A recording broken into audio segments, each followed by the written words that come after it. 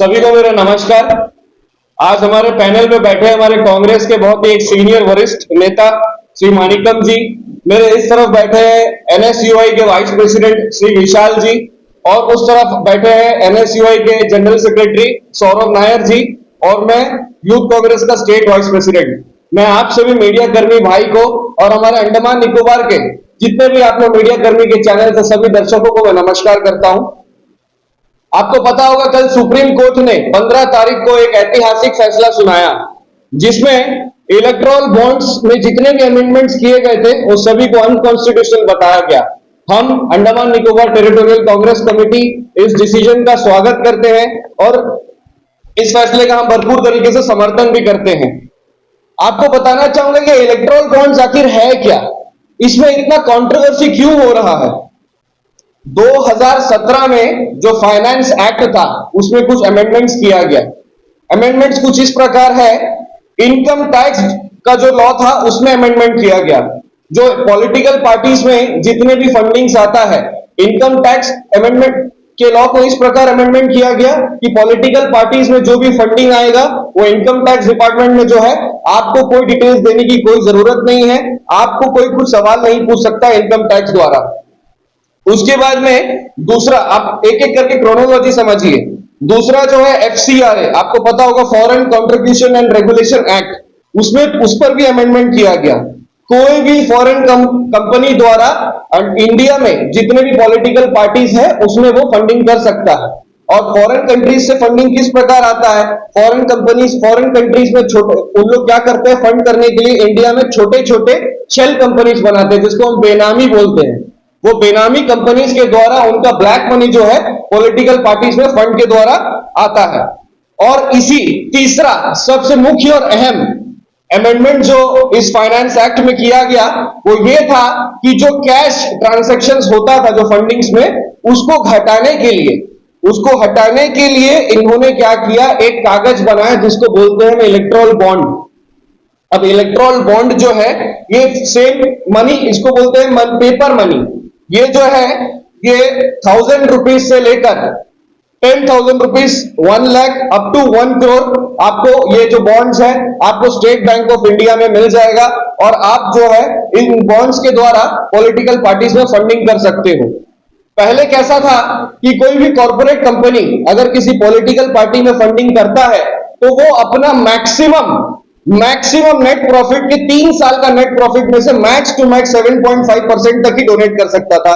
लेकिन अब जो इलेक्टोरल बॉन्ड्स आ गया है, इन बॉन्ड्स के द्वारा, इन बॉन्ड्स का सिस्टम ही ऐसा बनाया गया, मान लीजिए कोई XYZ कंपनी है, वो हमारे कोई पॉलिटिकल पार्टी को फंडिंग करना चाहता है, वो सीधे SBI के पास में जाएगा। क्योंकि इसमें एक और सबसे खास चीज ये है जो इस एक्ट में था कि परचेजर और बायर कौन उस बॉन्ड को ले रहा है और कौन सा पार्टी उस बॉन्ड को इनकैश कर रहा है, ये दोनों चीजों को जो है गुप्त रखा जाएगा।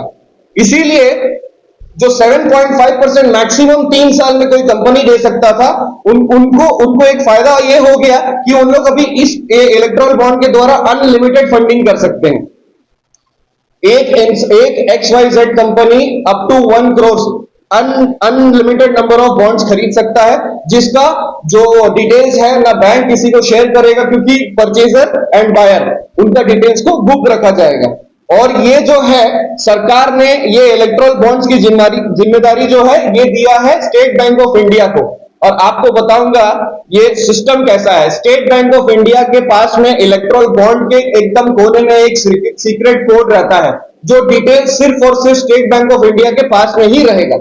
हम लोगों को यह बताया गया कि सिस्टम ऐसा बनाया है कि पूरा बायर एंड परचेजर का डिटेल्स आइडेंटिटी जो है वो रिवील नहीं किया जाएगा, लेकिन सिर्फ स्टेट बैंक इकलौता ऐसा बीच में मीडिएटर है जिसके पास में सारा डिटेल रहेगा, परचेजर कौन है और उसको किसने इनकैश करवाया।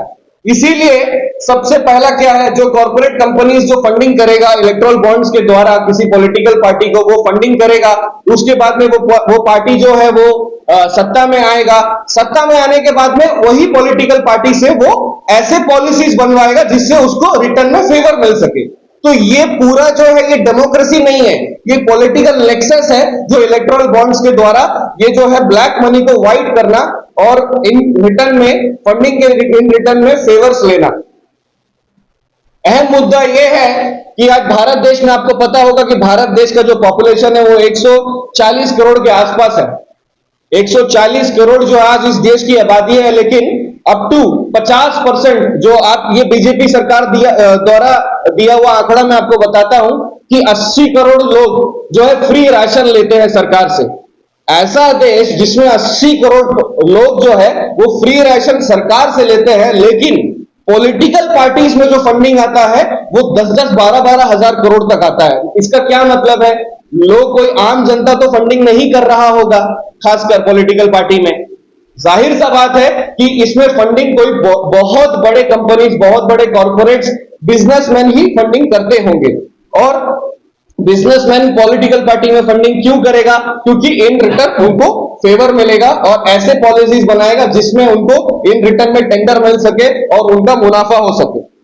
ये सारे जो भी है कैश फ्लो को रोकने के लिए इलेक्ट्रल बॉन्ड्स, जब ये सिस्टम आया था तो कांग्रेस पार्टी इकलौता एकमात्र ऐसा पार्टी था जिसने इस चीज के ऊपर में सबसे पहला आपत्ति जताया और सबसे पहला कंसर्न जताया।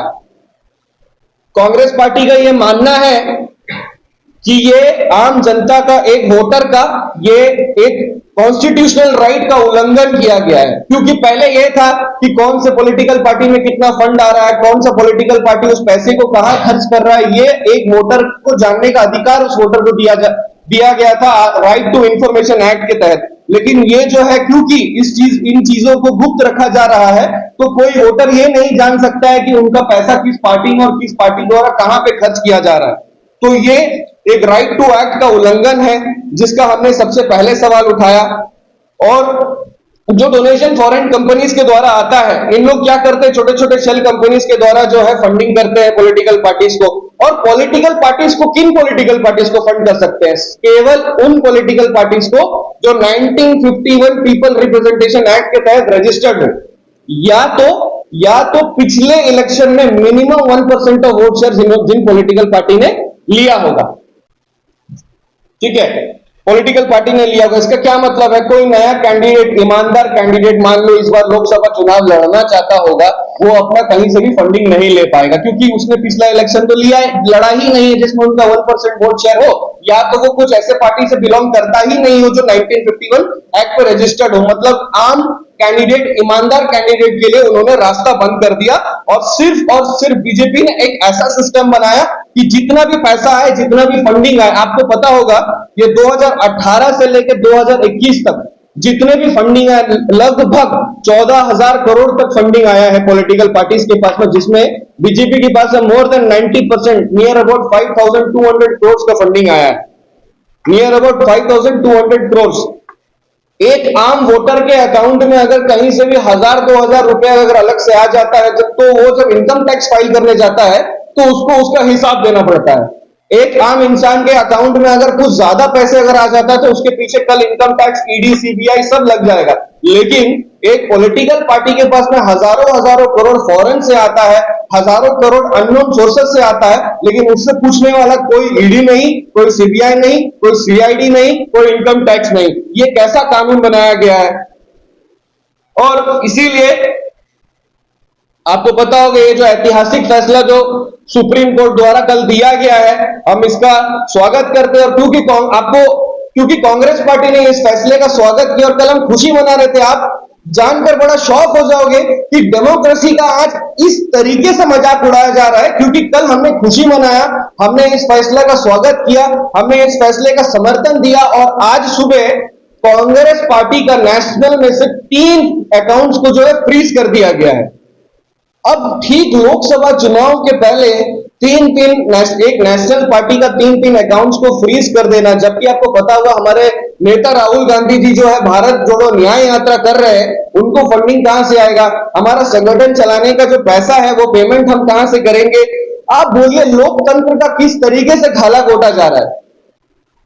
इससे ज्यादा मैं चाहूंगा कि हमारे जो सीनियर लीडर है वो 2 शब्द कहे आप लोगों के सामने।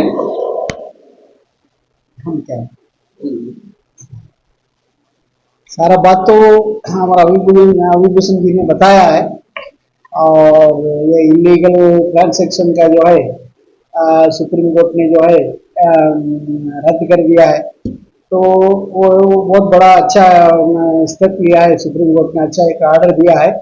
तो ये एक जो है बहुत बड़ा आपका जो है परिवर्तन आएगा। ये जो गलत ट्रांसैक्शन जो है, ये जो सरकार जो है, अभी वर्तमान सरकार जो है, बीजेपी का सरकार, उन्होंने खुद जो है ऐसा तरह एक कानून बना के इलीगल तरीके से पैसा कैसा खरीद लेना है, वो उसका जो है कथन करना, उसके लिए एक वो इलीगल को जो है लीगल करा के एक कानून लेके आके ऐसा तरह किया। लेकिन इसका बहुत अच्छा स्टेप जो है सुप्रीम कोर्ट ने ऑर्डर कर दिया, इसका रद्द कर दिया है। उसका जो है कांग्रेस पार्टी ने जो है स्वागत करता है। और साथ साथ में जो है और ये सब इलीगली करा के और जो है छोटा मोटा कार्यकर्ता का ऊपर में जो है ईडी को लगा रहे हैं, सीबीआई को लगा रहे हैं, जो भी जो है गलत काम जो है सरकार कर रहे हैं, उसको भी जो है हमारा Congress party Andaman Nicobar territorial Congress committee जो है खंडन करता है। इसी का साथ साथ में जो है हम समाप्त करता हूँ। Thank you.